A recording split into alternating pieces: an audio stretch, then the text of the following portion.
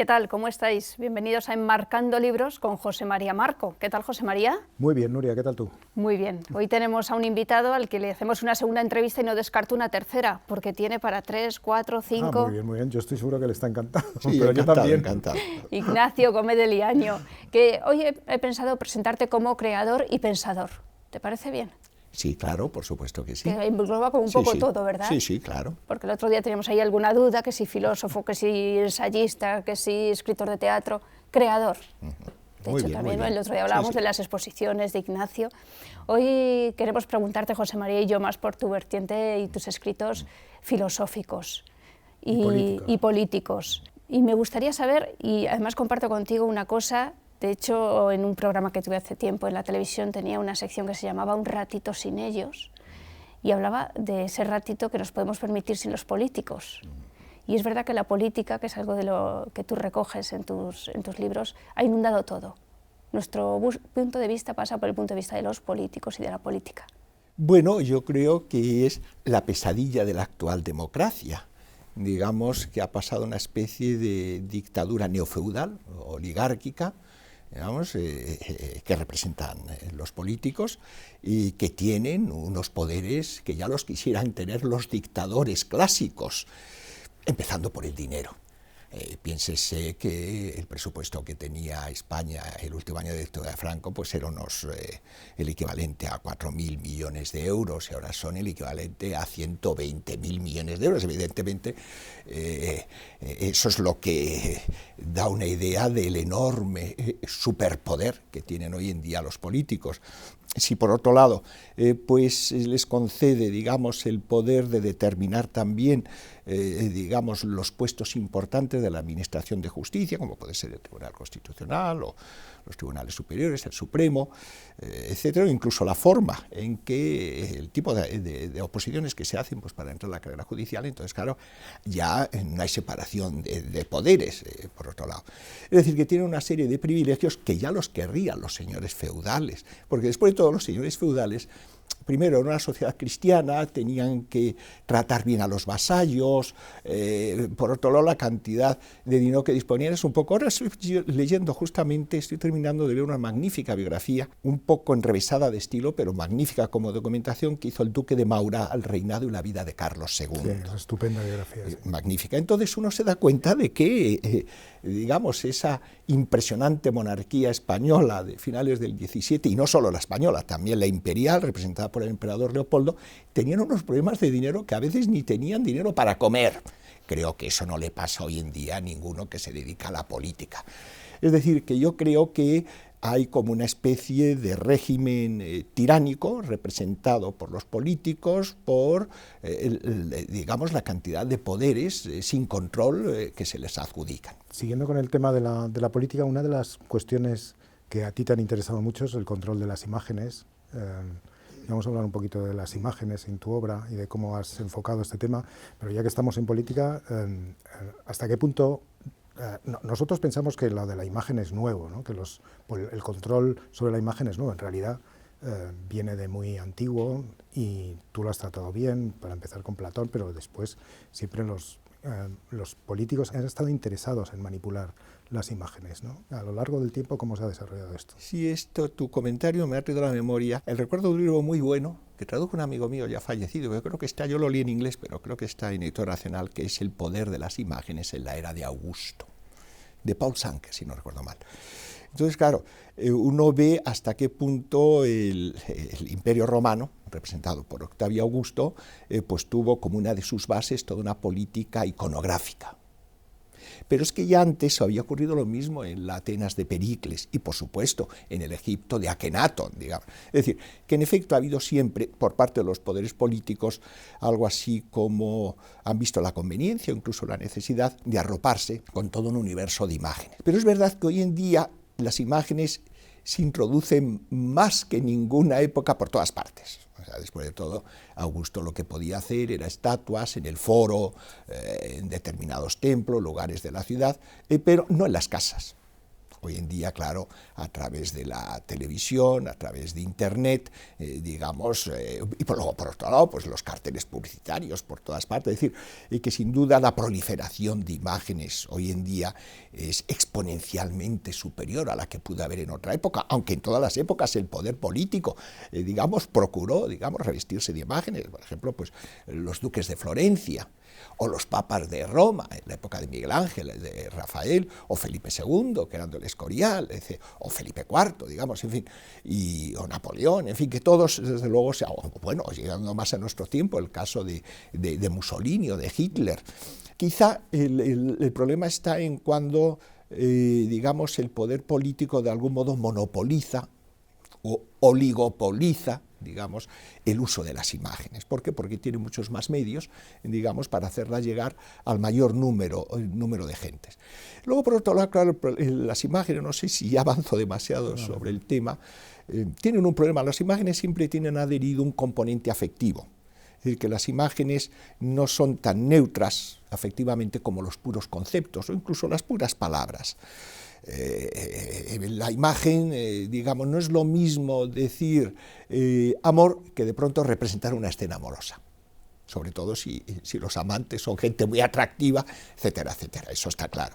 Entonces, claro, la facilidad con que hoy en día se pueden utilizar imágenes, dada la proliferación de nuevas tecnologías que permiten eso, que antes no, antes eran las pinturas. Entonces esas pinturas había que verlas en las iglesias, o en el Palacio del Buen Retiro, o en el antiguo Alcázar, estoy pensando más bien en la España del siglo XVII, y punto. Mientras que hoy en día estamos totalmente invadidos por imágenes desde nuestro dormitorio, desde la cama, el comedor, por todas partes. Y eso quiere decir que estamos rodeados también de una especie de, digamos, humanidad B, por llamarla así, esa humanidad mediática, esta humanidad B tiene un componente afectivo y, por lo tanto, psicomotor, por así decirlo, puesto que, lógicamente, una imagen, al tener esa adherencia afectiva, pues provoca movimientos de placer o de disgusto,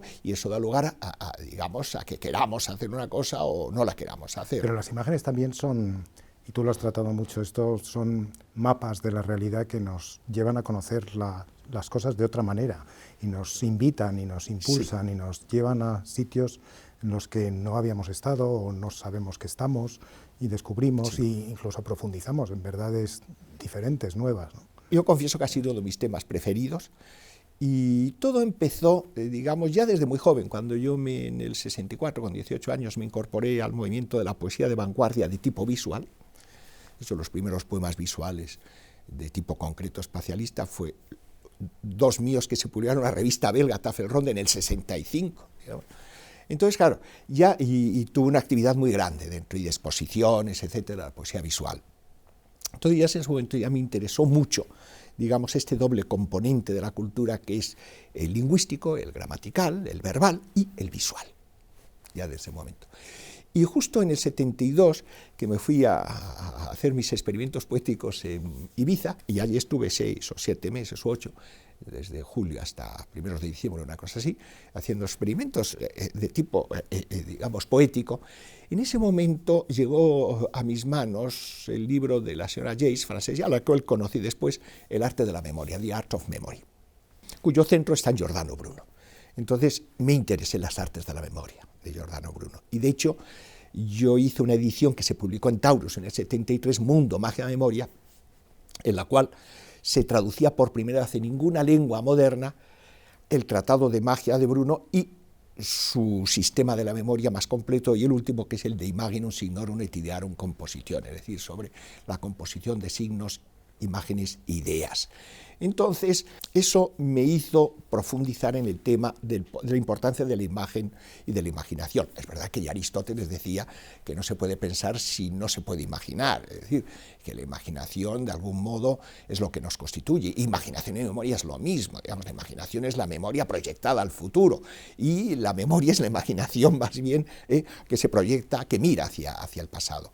Y eso dio lugar, después de esta edición, dio lugar a una larga investigación sobre el tema de la imagen, el tiempo, la memoria, que llamé El idioma de la imaginación, que se publicó primero en la editorial Taurus, que entonces regentaba Jesús Aguirre, y después pasó a Tecnos, y ha tenido también varias ediciones, un libro de 500 páginas, y es cierto que eso fue el punto de partida de las investigaciones que después tuvieron su acomodo en las 1700 páginas de los 2 volúmenes de Círculo de la Sabiduría y de Filósofos y los videntes judíos, donde estudio sobre todo el uso de los diagramas para organizar la mente, de una forma, si se quiere, enciclopédica, y que está en la base de los mandalas tibetanos. Es decir, que el tema de la imaginación es verdaderamente inabarcable, pero sin imaginación realmente ni podemos pensar, ni podemos querer,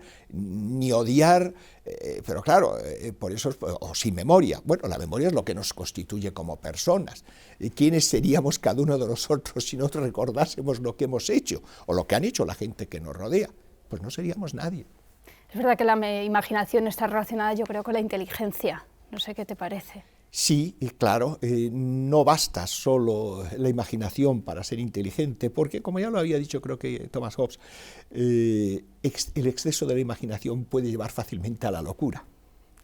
Y la locura no es que sea, digamos, equivalente de inteligencia, sino, aunque es cierto que la genialidad y la locura están muy vinculadas. Muy cerca. No, lo que es cierto es que es verdad que yo creo que las grandes inteligencias requieren, digamos, grandes imaginaciones, eso sí, pero necesitan un contrapeso. Y el contrapeso es de la razón, digamos, el de, antes de creer una cosa, haberla pensado conceptualmente, haberla pasado por el tamiz de la experiencia o de la experimentación y haberla expuesto discursivamente con un discurso que no sea puramente poético, sino racional, porque es la única manera de entendernos y ponernos de acuerdo todas las cosas que decimos, mientras que cuando leemos a un poeta, y yo soy poeta y admiro mucho cómo es la poesía, pero no es necesario ponerse de acuerdo con lo que dice el poeta porque puede significar muchas cosas, pero cuando se trata de la ciencia o de la filosofía, sí, hay que emplear los términos con sus definiciones precisas y hay que decir, no, cuando empleo la palabra democracia es para decir esto, no cualquier cosa. No cualquier cosa. Hay un político que te ha interesado, que creo yo que tiene poca imaginación, pero mucha memoria, José Luis Rodríguez Zapatero. Bueno, la verdad es que me interesó, no en un tono positivo, más bien, sino más bien todo lo contrario, y de algún modo dio lugar a mi primer libro político, digamos, Recuperar la democracia, que se publicó creo que en el 2008, sí. Y que tuvo como punto de partida, pues bueno, el atentado espantoso, que es el que le llevó al poder, o por lo menos fue utilizado, digamos, por los socialistas. El 11 de marzo de 2004. Y claro, creo que es un político con nulo fundamento intelectual. No digo que sea mala persona, para nada, seguramente yo no le he tratado, una excelente persona, no lo niego, estoy hablando como político. Digamos, lo que hizo en relación con el nacionalismo, pues es más bien, digamos, concederle todo lo que quisiesen, digamos, sin contar con el asentimiento del conjunto de la nación española sobre asuntos que afectan tanto a la nación española. Y luego, pues también el surgimiento del populismo, digamos, pues está en Rodríguez Zapatero, es decir, que sí me ha interesado, pero no porque tenga, digamos, una actitud demasiado benévola hacia su política. Antes has dicho que fue el primer libro político que escribiste, ¿no? Que era el de Recuperar la democracia, ¿no? Sí. Era el título. Pero es verdad que es el primer libro en el que se habla de política de una forma explícita, con temas actuales, pero ya venía de lejos la preocupación, ¿no? Porque después del idioma de la imaginación vino la mentira social, que es un libro con una reflexión más lejana, más distante, pero también es un libro de reflexión política y del que me parece que ahora preparas una nueva edición, ¿no? Este es un libro del año 87, 88. Sí, algo así, me parece que sí. El 87 salió en Tecnos, tuvo un par de ediciones, después lo dejé reposar porque evidentemente pensé que había que repensar esos temas relacionados con la motivación de la voluntad, con el poder de las imágenes en la acción, digamos, las diferentes formas de acción, las acciones lógico-experimentales, las que no, en fin, y luego pues también el poder, la ciudad, lo que llamo la ciudad publicitaria, en fin, los temas que trato ahí. Sí, claro, es verdad que yo en ese momento llevaba ya unos cuantos años de profesor de Filosofía y Metodología de las Ciencias Sociales y Teoría Sociológica en la Facultad de Políticas y Sociología, gracias, debo decir, a mi mentor, el gran discípulo de Ortega, don Paulino Garagorri. Entonces es verdad que esa inserción mía en esa facultad y en ese tema me provocó un interés renovado por los temas sociológicos, digamos. Pues bueno, pues Weber o Durkheim, o la rebelión de las masas de Ortega, o El hombre y la gente de Ortega, en fin. Y luego también por la teoría política, como es natural. Entonces, el fruto de esa, pero claro, esa reflexión tiene un fruto que de algún modo conectaba con mi libro anterior, El idioma de la imaginación. El idioma de la imaginación salió a finales del 82 y vemos que La mentira social es como 5 años después, o 6, una cosa así. Y claro, en ese periodo de tiempo ya no me interesaban tanto los temas puramente teóricos y filosóficos de la imagen, la memoria y el tiempo, como sus implicaciones sociopolíticas. Es decir, que hubo un salto, digamos, de la imaginación individual o de la imaginación en términos genéricos o filosóficos a la imaginación en términos sociológicos y políticos. Entonces, en ese sentido, pues claro, me interesó estudiar mucho el poder de las imágenes como determinante de la conducta, tanto de la conducta individual, digamos, por las adherencias afectivas, lo que hacen es que se motive más la conducta, porque evidentemente todo tipo de volición y todo tipo de acción está determinada. Ese es un tema que trato en el primer capítulo, de que no existen decisiones o acciones que emprendemos sin que haya una causa previa. Esa causa es la motivación, lo cual no quiere decir que aunque todas las acciones estén determinadas, no tengan un margen de indeterminación, que es el margen que procede de la deliberación. O sea, podemos deliberar si queremos ser motivados por esto, por esto, por eso. Eso es lo que da justamente lo que llamamos el libre albedrío, que no está determinado, digamos, en la elección que hagamos del motivo. Bueno, había que aclarar todas estas cosas, como también lo que habían dicho los más importantes sociólogos, como por ejemplo en el caso de Wilfredo Pareto, sobre qué clases de acciones son las que existen en la vida. Entonces él distinguía muy bien acciones lógico-experimentales y no lógico-experimentales. Las lógico-experimentales son las que hay una coordinación entre los medios que se emplean y el resultado.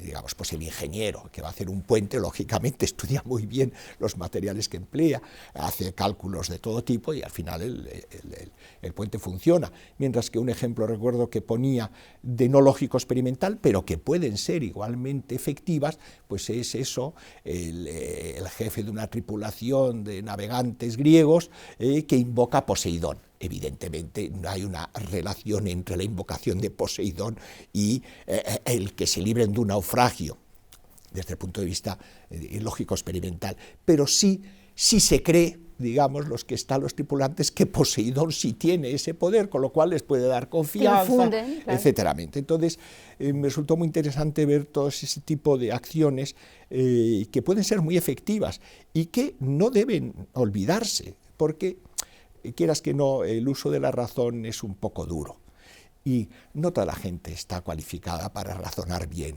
Entonces, si un político solo, digamos, utiliza medios racionales, que se olvide del resultado. Lo que pasa es que últimamente se utilizan casi exclusivamente medios no racionales. Ahí está lo malo. Pero me gustaría preguntarte, yo el primer libro que recuerdo haber leído tuyo es el de los Juegos del Sacromonte.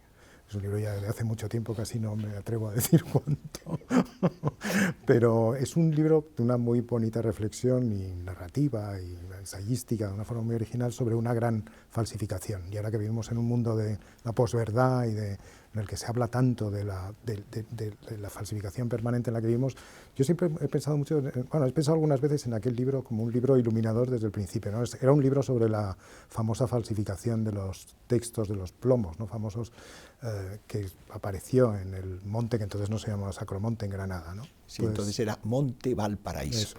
Y desde ese hallazgo, la invención, como se empleaba el término entonces, invención, que además tiene doble sentido, invención en cuanto a hallazgo, invención en cuanto a invento. En fin, se encontró en unas cuevas en el año 1595, ya al finado del reinado de Felipe II, unas láminas ovaladas que, por cierto, hace unos pocos años el Vaticano las ha devuelto a ¿Tú las pudiste consultar, por cierto? Sí, no, yo debo decir que hice investigación en el archivo, magnífico archivo, por cierto, de la Abadía del Sacromonte.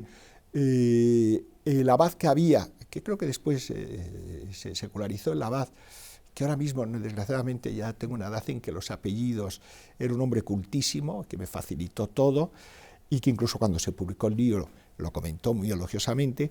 También allí conocí a un arabista norteamericano, pero que hablaba perfectamente español, que falleció también relativamente joven y que fue profesor en Granada, que estaba investigando y que después él editó Los plomos. Fue mi primer libro, se puede decir. Hasta entonces sí, ya había publicado pues, cosas de tipo experimental, o la edición de Mundo, Magia, Memoria de obras de Bruno, digamos, en el 73. Pero entonces llegó a mi conocimiento esa invención de cómo en unas cuevas próximas a la ciudad de Granada, en el monte de Valparaíso, que está más o menos enfrente del Generalife, pues en esas cuevas se encontraron unas láminas de plomo ovaladas escritas en caracteres, decían, salomónicos, en árabe, pero claro, el interés que tenía para la España de entonces, no nos olvidemos que Granada había sido el último, digamos, lugar musulmán que había sido reconquistado. Entonces, lógicamente, había una enorme penuria, digamos, de tradiciones cristianas, puesto que llevaban desde hacía 800 años, digamos, fomentando las tradiciones de tipo musulmán o otro tipo. Entonces, claro, sí había la tradición de que unos evangelizadores, San Cecilio, San Ixio y San Tesifón, que eran discípulos de Santiago, pero bueno, pues mira por dónde esas láminas dicen que en efecto, que además están allí los restos de San Cecilio, San Ixio y San Tesifón, y claro, el arzobispo Pedro de Castro se quedó entusiasmado, porque además en uno de los libros apócrifos, luego había apócrifos en los que se presentaba un cristianismo en el que Cristo no era el Hijo de Dios, sino el Espíritu de Dios, en fin, que había una especie de intento de connivencia con el Islam. Entonces, y en uno de ellos la Virgen incluso dice, feliz tiempo en el que, para el pontífice cuando se descubran estos libros. Claro, que de pronto a don Pedro de Castro la Virgen le diga que era una feliz época aquella en la que se va a descubrir ese libro, en fin. Y de hecho en la portada del libro mío aparece el momento, está rodeado el arzobispo de Castro, que después fue arzobispo de Sevilla, y que fue el que dedicó su importante fortuna a la creación de la abadía. O sea, si existe hoy día ese magnífico centro cultural y artístico que es la Abadía del Sacromonte, se la debemos a don Pedro de Castro por haberse creído. O sea, bueno, entonces claro, a mí me interesó mucho el poder de las ficciones, pero también cómo pueden despertar, digamos, realizaciones verdaderas. Por ejemplo, si hay realización verdadera en la historia de la literatura española, es el Quijote. El Quijote, sí. La invención de los libros de plomos no existiría, como el mismo Cervantes lo dice en la última página de la primera parte del Quijote. No nos olvidemos que en esos años Cervantes estaba viajando mucho pues para conseguir medios para la Armada Española por Andalucía. Y claro, ese tema de pronto, cuando estaba ideando, no nos olvidemos que en el 1595 es cuando se descubren esos plomos y cuando publica la primera parte en 1605, me parece que es. Es decir, 10 años justo cuando lo estaba redactando todo. Porque claro, el revuelo que armó, yo lo he dicho muchas veces, que revolvió a Roma con Santiago, y yo creo que la expresión revolver Roma con Santiago viene de ahí, porque esos libros de plomo se suponía que hablaban a través de ellos los discípulos de Santiago. Y lógicamente Roma intervino el asunto, pidió que se llevasen allí las láminas plúmbeas. Debo decir que los escrituristas españoles como Pedro de Valencia, sobre todo, el que era bibliotecario de Felipe II en el Escorial. Ahora, Montano, Arias Montano, ya dieron unos dictámenes totalmente concluyentes, diciendo esto es una falsificación. Pero claro, había tenido tal éxito social, tal proyección, habían provocado tantos milagros, tantas procesiones, peregrinaciones, que claro, ¿cómo iban a desmentirlo? Por eso es por lo que yo creo que la expresión removió Roma con Santiago viene de ahí. Bueno, Ignacio, yo decía que seguramente te tendremos aquí por tercera vez, y es que es verdad que preparas varias ediciones, ¿verdad?, de libros. O sea que, si te parece, para la próxima ya vemos a ver qué es lo que tenemos caliente entre las manos. Muy bien, perfecto, ¿vale? Muy bien, muy bien. Pues gracias, José María. Muchas gracias, Ignacio. Muchísimas gracias. Ignacio. Un placer tenerte aquí. Un lujo.